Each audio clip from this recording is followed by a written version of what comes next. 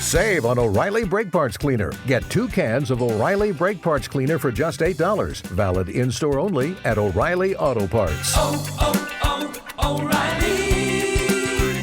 Auto Parts.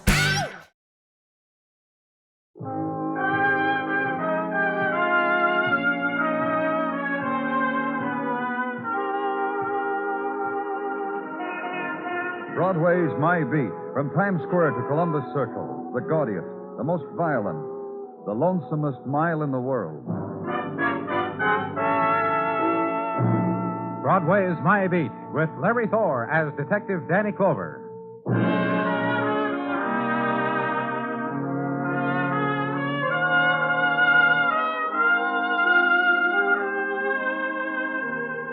The mists rise from where September is dead, drift from the mound of fallen leaves, swirl, cling to yellow of street lamp. And Broadway is October, and stillness, and stone. And on ebb of nighttime, the dream walkers, and tugging at their sleeves, solitude. Run from it, beat on a door, and behind it the muted laughter, and no one to hear what's outside. Run again, and suddenly far down the street, sudden shaft of yellow light, a trumpet's autumn song spilling into the gutter, and a man appears, reels away. Run, take his place. A door is open.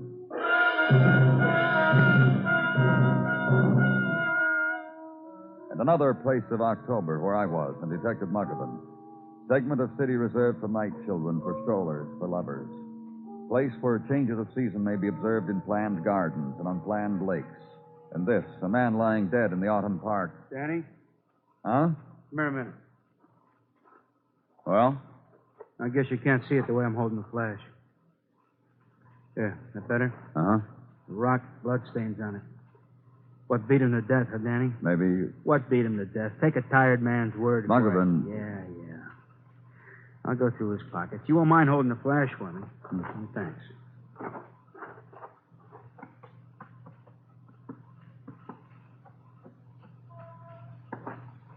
Not a thing on him, Danny. No wallet, no identity, no papers. Nothing. He's real clean. Yeah, thanks. Ask me, that's the size of it. Beaten, killed, robbed. That's... Hey, shine the flash here a minute, Danny. Yeah, here in his face. A nice face, young. 22, 23 at the most. Nice face, young. Intrusion on an October night. A riding red moon, leaf shadows and tree shadows, and the far sounds, and closer, immediate, granite rock and moist earth, and a crushed man, dead man.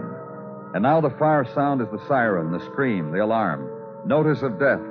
There are men coming along officially designated to look at it. Doctor, driver, picture taker, measurer with the tape. Assign them this part of the night. Leave. Next morning, morgue. And flip aside the sheet so that people can lean close and look and shake their heads. No, sir, he's not the one. Not my son. Not my husband. Not the man who made me all those promises. Flip back the sheet. Body found in Central Park, unidentified. Until just before noon.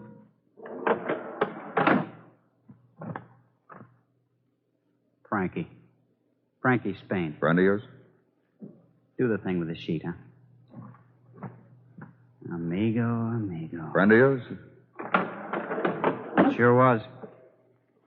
We can get out of here now, huh? Sure. Let's see, I've got your name down here as Paul... Gray. Put on Frankie Spain. That's who you got in there. Erase what's on his tag and put on Frankie. What made you come down here looking for him? He had to be here, sooner or later. Oh? You were never here before. I've been down here 3 times, 4, 5. Frankie'd be gone for a day or night. I'd come down here looking. What was this Frankie Spain to you? A guy who ran down the court, hopped the net, shook my hand, and said, swell game, just swell. I haven't won even a set from him since late fall of 1950. Also, we got a place together.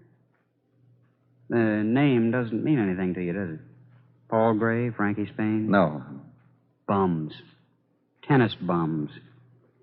Good enough to get the 3rd round at Forest Hills. Then anybody who's seeded would knock us over. Sometimes maybe we'd do an upset, not often. Real good, second rate.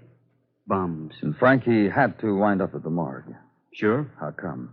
Fireball. Played a real good game off the court. Had some glorious wins in the face of odds. For example, once he had a sprained ankle and a blonde 6 feet tall. But now I'm tattling and being jealous and not at all kind to the dead and departed. You kill him? I never killed a thing in my life. Other people. Not me. Other people.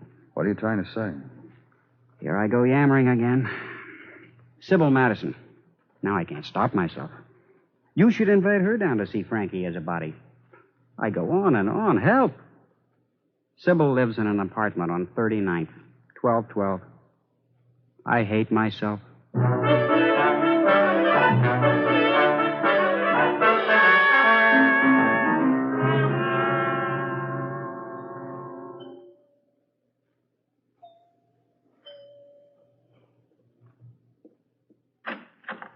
Yes? Miss Madison? Yes. I'm from the police, Danny Clover. Danny Clover. And then the thought occurs to me that if you are what you say you are, you have the wrong Miss Madison. Sybil Madison, friend of Frankie Spain. Oh, and now you've given me something else to think about. Frankie Spain. And suddenly I'm quite helpless. May I come in? Helpless and without defense. You said the password twice. You said Frankie Spain. Miss Madison. Please come in.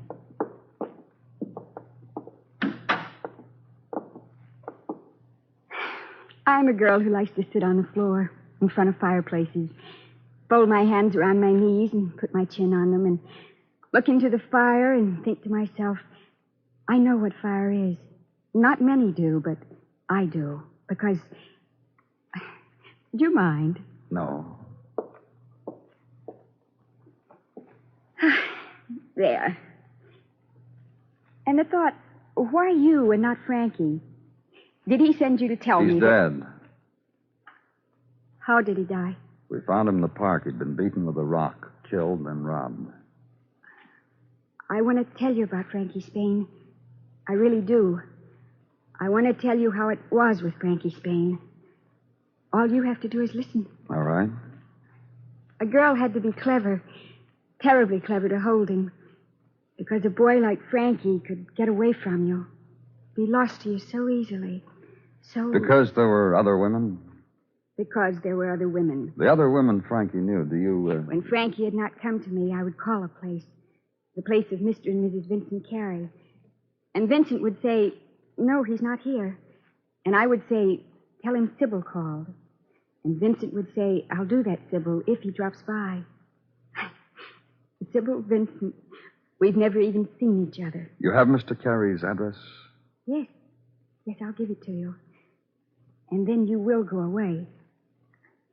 Isn't that terribly sensible, Mr. Clover? Yes.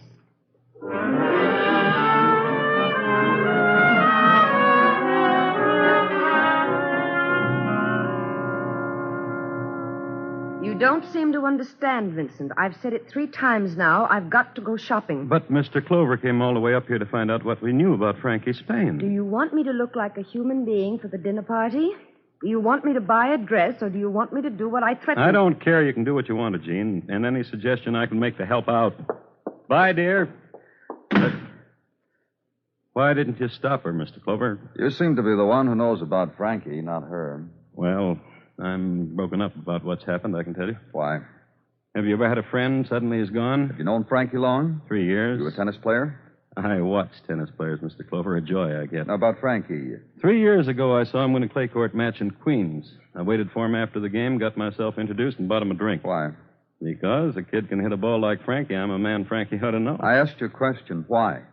How do you think these tennis boys live? Just tell me about Frankie, huh? 3 years ago, I saw him, put him on allowance. A comer, that was Frankie. A sponsor, me. He had a great season. 2 local championships, invited to Forest Hills. Almost made it to the quarterfinals. Go on.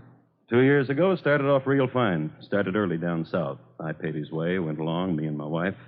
Finals in Miami, one at Savannah, then nothing. Nothing at all. Which brings us up to last year. And? Poor. A big disappointment. This year, worse. A good player, a big game when he played someone worse than himself. Otherwise, just fair.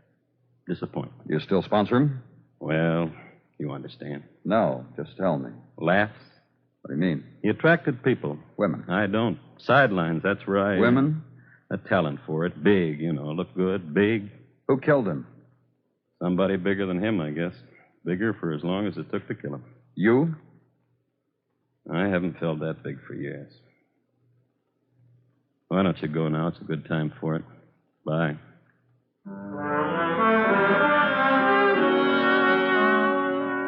And outside, city is seen through prisms of October dusk. Twilight refracted off sheets of glass, off chrome, off facades of marble and stone. And through fall of October evening, quick passage of the going home people, the finished with work people. City in motion, and somehow city at standstill, motionless. Caught in the in-between time, held in the time of autumn dusk. And ride through it and take the way through the park.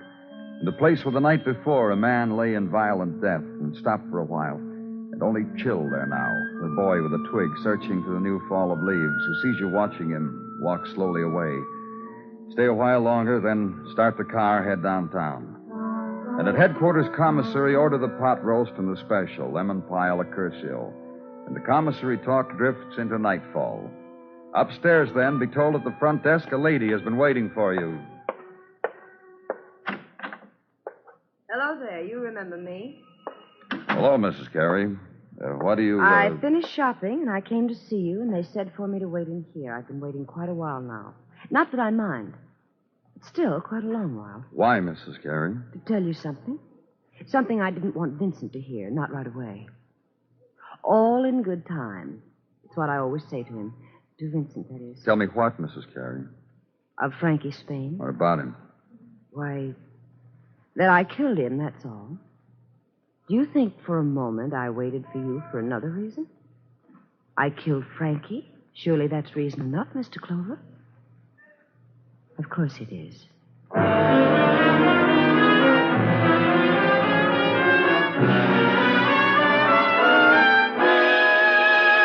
You are listening to Broadway's My Beat, written by Morton Fine and David Friedkin, and starring Larry Thor as Detective Danny Clover.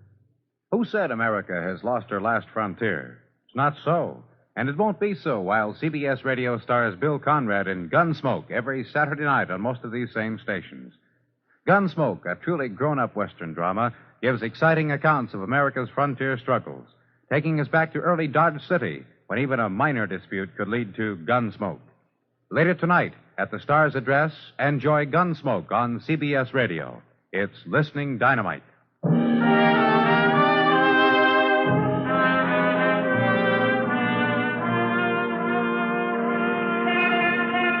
When October comes again, and the night has spilled down over Broadway, the street is spangled with autumn strollers. They come here, the seekers after something or other, to pick a doorway with a promising sign, or pick a smile and run after it, or buy a turtle and have your name painted on it, or a necktie, or a leather pillow and send it back to Mom with her name embroidered in sequins. And if you're lucky, you'll get lipstick on your handkerchief. But the odds say you'll buy a newspaper and go to bed.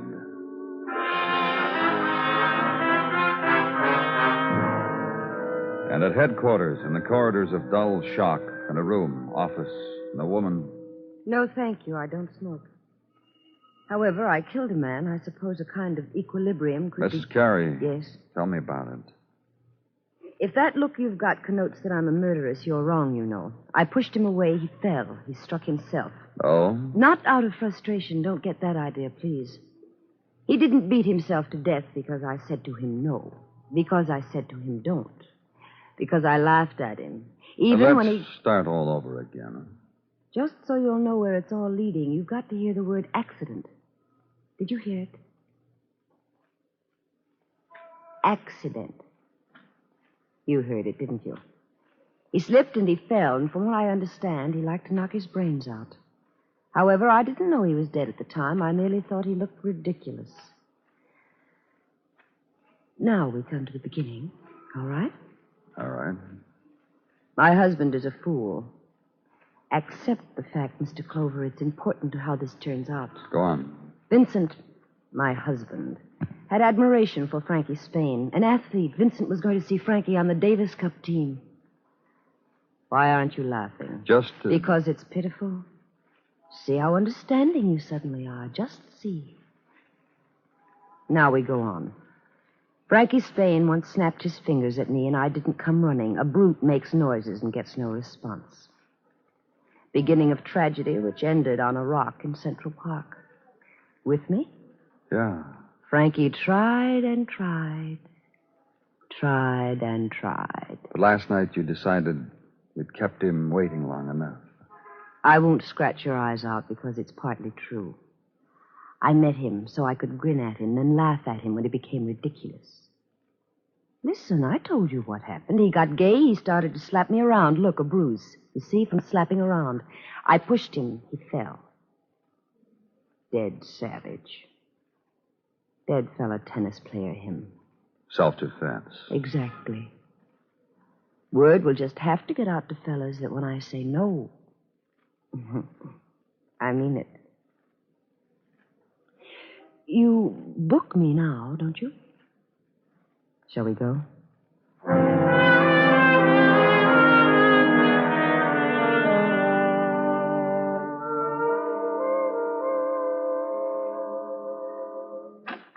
Danny, Yes, Gino? good morning. Good morning, Gino. You slept well, I trust? You didn't, Gino?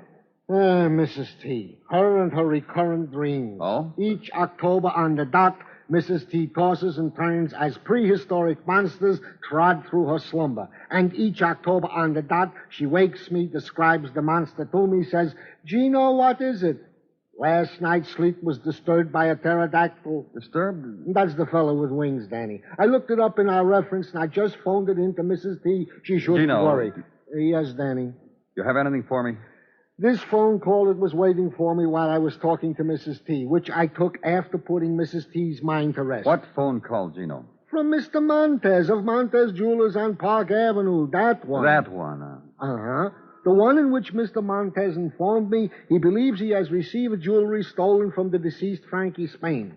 Mr. Montez was not positively certain. He would not say how he knew. However, Mr. Montez suggested... I'll go talk to him. Exactly Mr. Montez's suggestion, Danny. Bye, Danny.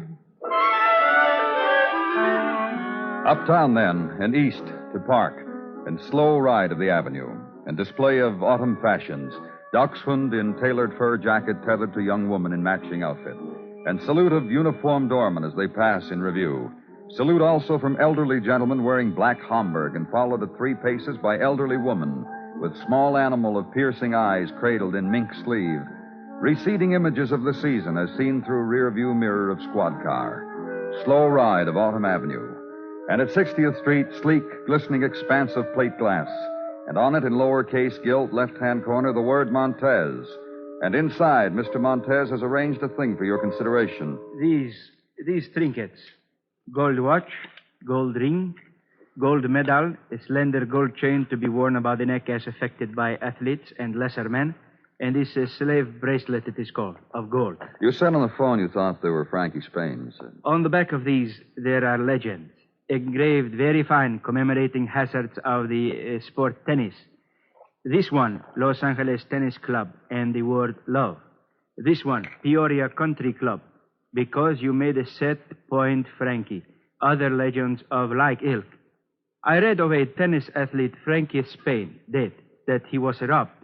Therefore, I dare the presumption that... I'll take them. Please.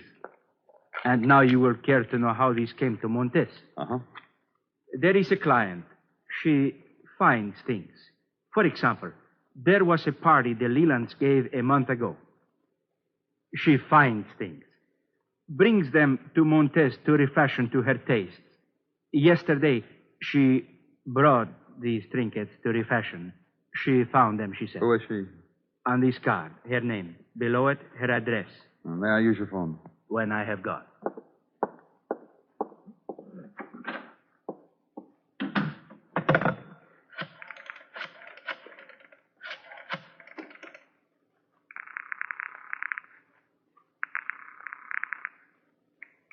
Sergeant Gino Tartaglia speaking. Danny, Gino. Have Muggavan pick up Mrs. Nora Morley, 1832 West 73rd. Bring her in for questioning. You got that? Nora Morley, West West 73rd. Yeah, questioning. What about, Danny? Just tell Muggerman to bring her in. I'll be down in a little while. I have a call to make. Thanks, Gino.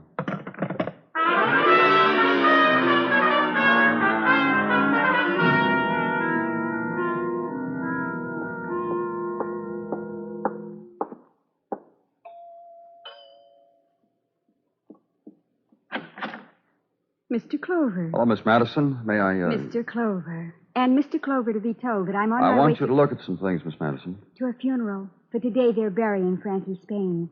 And I want to be there. And I do not want to be late. And I do not... That's Frankie's. You're sure?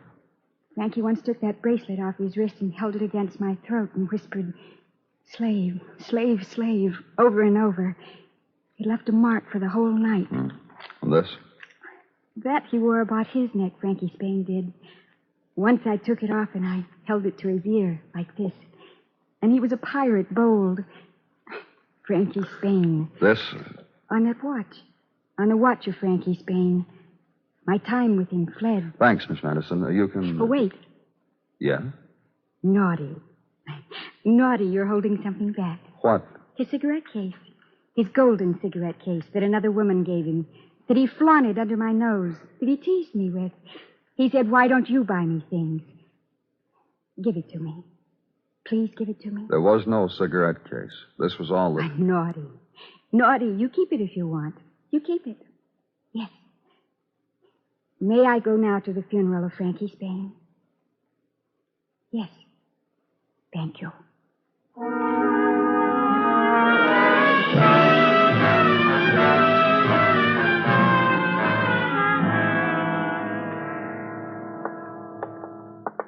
And I thought she was a living doll, Danny. A cute little old lady who looked like a doll. Until I caught her tapping me for where my wallet was. Thing about this world, Danny, takes all Yes, kinds... it does, Gino. I'll remember that. See you. You watch your hip pocket, that's all. Okay, officer, you can go.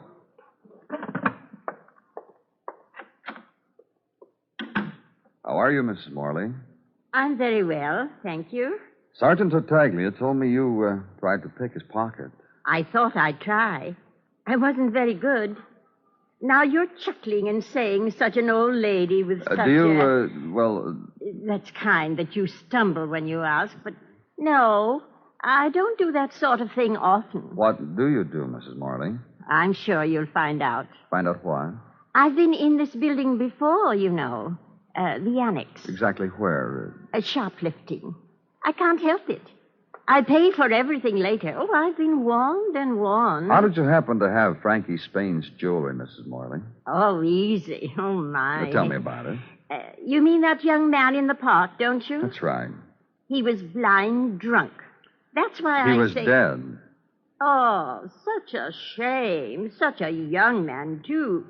Now, here I am, 63 years old, and just as alive as you please, and that young man with all that jewelry. I bet he wasn't a day Just over. tell me how come you had his jewelry, Mrs. Morley. Well, let's put two and two together, shall we? Young man, there's this boy lying there, and here I come walking with my dog. Get the picture? You, rolled him. What happened to the cigarette case? You just said... The cigarette case. But why did you say cigarette case? Frankie Spain had one. It's not with the stuff you brought to Mr. Montez. Oh, you're crazy. You're sure there wasn't any... I'm an old woman. I've seen things that would gray your curly hair. Know things, too. Know when to be sure. You ask me, was there a cigarette case? I say, no cigarette case. I'm sure. I'm sure.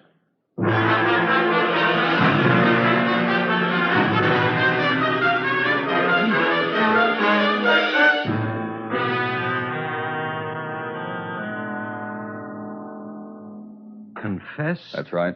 I can't believe it. You'll see. You could have told me. We've been trying to locate you since it happened. Yeah. This way. Hand off my arm, please, Sergeant. Okay, Gino. Well, Vincent. Where were you, dear, when the plug was pulled on everything? He just found out you'd confessed. Dear husband. What do you want? I did it for you. That's the way it turned out. Your friend tried to kiss me in the park on quite a lovely night in quite a lovely setting, and I remembered the code, and I just had to push him away. And that way, I preserved your respect. I want to thank you very much. Then do. Dear Jean. And the way the confession reads, it was all a matter of self-defense. That's police talk for what I explained to you, dear. I know. Proud of me, dear? Proud? Mrs. Carey. Wait, I want to look at my husband's being proud of me. Yes, Mr. Clover, what is it? Did you ever buy Frankie Spain a cigarette case? A cigarette case? Yes. No. That's right. She never did, Mr. Clover, only once. And you know what onces are, hardly worth mentioning. Where is it? It was so long ago. I've got to tell you something, dear. What? When I leave here, I'm going to get drunk. All right. A good drunk, Jean, a righteous drunk. Why? You. I've been all over the city all day long thinking about it. You, Frankie. Mr. Clover. What?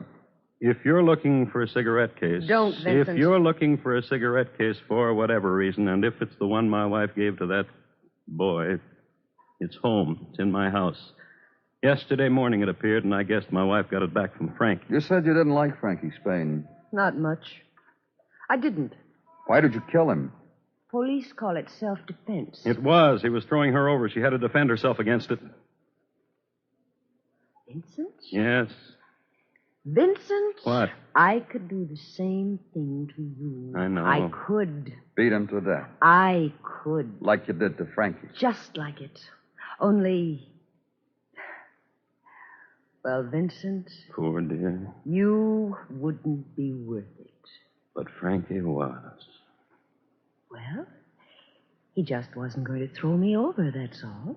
I'd promised myself that long ago. Nobody's going to throw me over.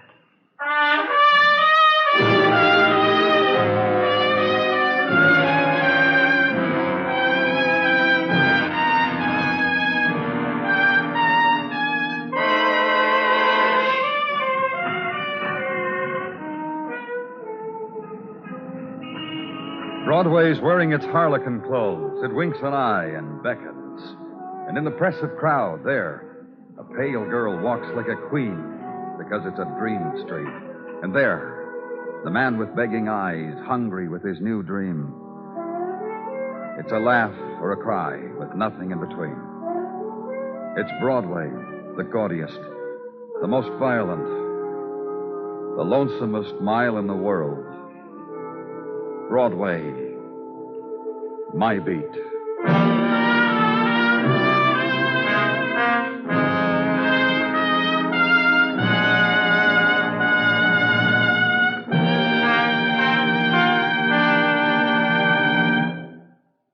Broadway's My Beat stars Larry Thor as Detective Danny Clover, with Charles Calvert as Tartaglia and Jack Crucian as Muggavan. The program is produced and directed by Elliott Lewis, with musical score composed and conducted by Alexander Courage. In tonight's story, Joan Banks was heard as Jean and Lou Merrill as Vincent. Featured in the cast were Sammy Hill, Florence Walcott, and Sam Edwards. Bill Anders speaking. A reminder, your date with Detective Danny Clover will come on Wednesday night, starting next week. Mystery fans who enjoy following Danny's cases and throwing in clues from armchair sleuthing range, you'll want to make a note of Danny's change of night and time, and each Wednesday thereafter, stop and listen for Broadway's My Beat, thrilling as ever at its new night and time. The top dramatic show of all, the Lux Radio Theater, is heard Monday nights on the CBS Radio Network.